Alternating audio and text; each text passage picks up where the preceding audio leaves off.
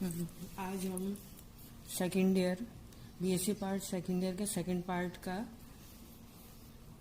अध्ययन करेंगे, जिसकी फर्स्ट यूनिट है इलेक्ट्रोमैग्नेटिक स्पेक्ट्रोस्कोपी। स्पेक्ट्रोस्कोपी वैसे कई प्रकार की होती है, तो उसको डिटेल में पढ़ने से पहले हम जनरल की स्पेक्ट्रोस्कोपी क्या होती है और स्पेक्ट्रा क्या होता है, स्पेक्ट्रोस्कोपी क्या होती है, उसका अध्ययन करेंगे। नेचर में हम देखते हैं स्पेक्ट्रा जो है किस प्रकार से दिखाई देता है हमारे को। बारिश के दिनों में हमने कई बार देखा है कि इंद्रधनुष जो है वो दिखाई देता है, वो भी एक स्पेक्ट्रा का ही एक उदाहरण होता है। लैब में हम प्रिज्म के द्वारा उसको समझ सकते हैं। इस प्रकार से ये एक प्रिज्म है, उसमें इलेक्ट्रोमैग्नेटिक रेडिएशंस की पैरेलल बीम जो है वो डाली जाती है।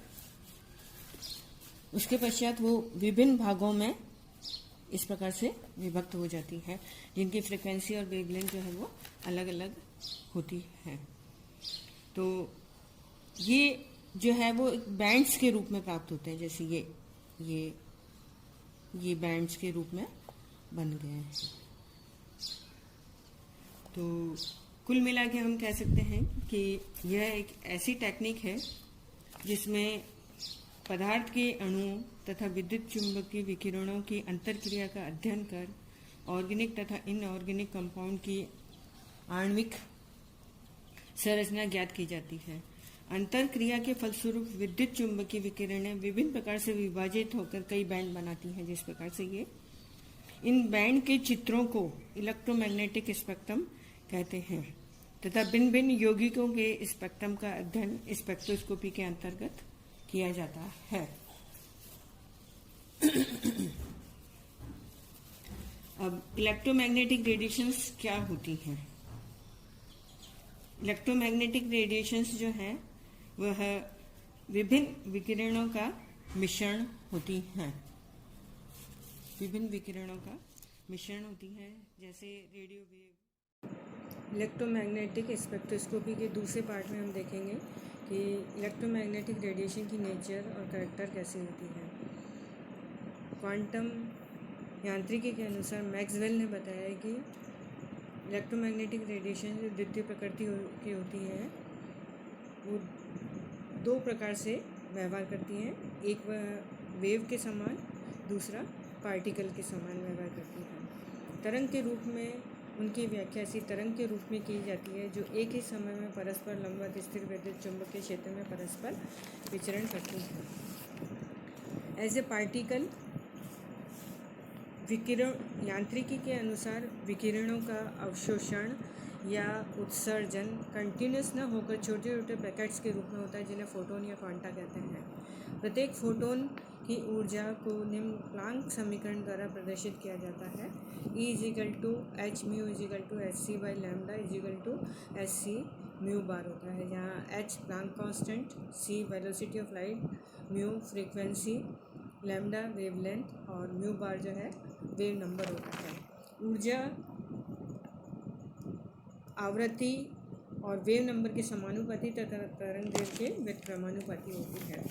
ये जो टर्म्स एनर्जी के लिए जो यूज़ की गई हैं, उसके क्या क्या पैरामीटर्स होते हैं उसको हम देखते हैं।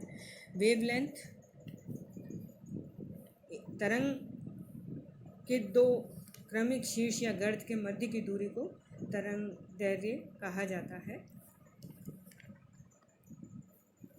इसे millimetre, metre, centimetre, micrometre, micron, nanometre और मिली माइक्रोन के रूप में प्रदर्शित किया जाता है। इसे एंगस्ट्रॉम के रूप में भी व्यक्त करते हैं।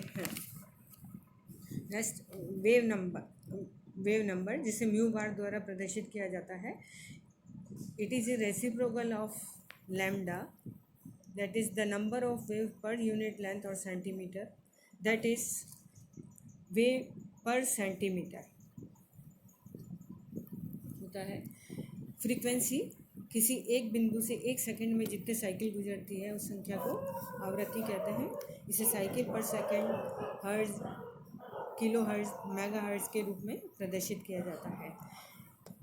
ई energy of light, it is the capacity of doing work or it is measured by the amount of work done by the body. E is equal to h mu is equal to hc by lambda is equal to hc mu bar, means E is equal to h c mu bar होगा।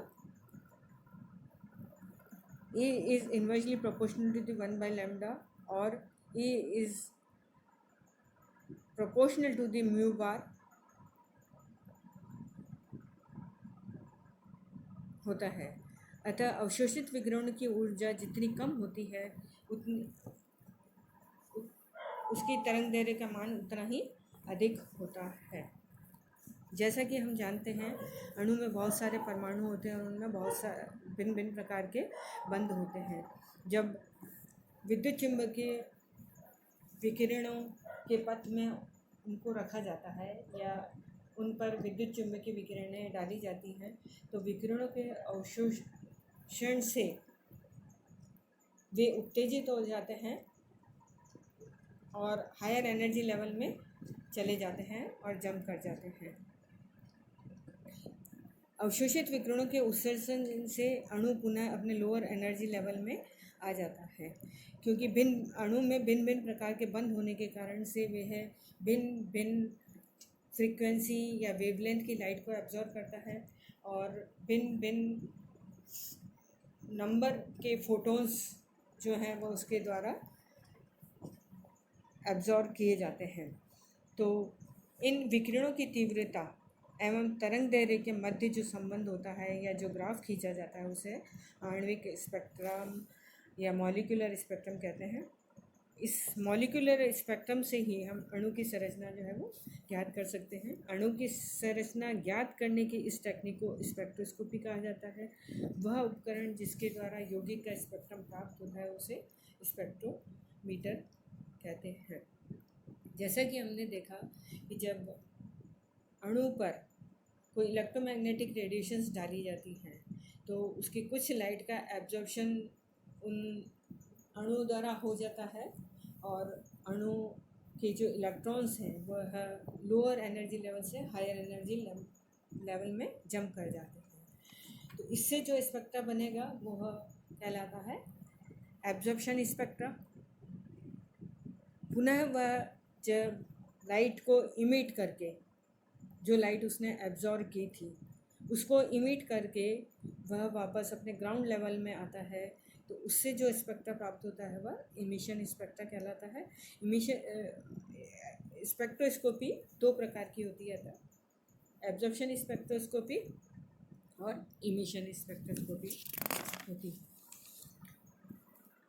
Spectrum प्राप्त करने के लिए किसी भी compound को किसी उपयुक्त सॉल्वेंट में घोला जाता है, फिर उस पर इलेक्ट्रोमैग्नेटिक रेडिएशंस डाली जाती हैं। डिटेक्टर होता है जो उसमें किस प्रकार के बंध हैं वह डिटेक्ट करता है और उसके बाद रिकॉर्डर में उसका ग्राफ जो है वो प्राप्त हो जाता है।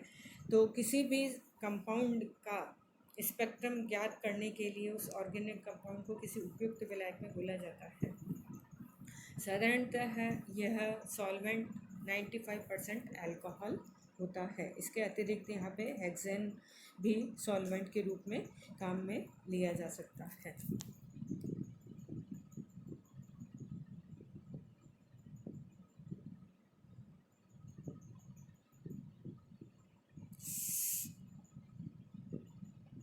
इसको बंद कैसे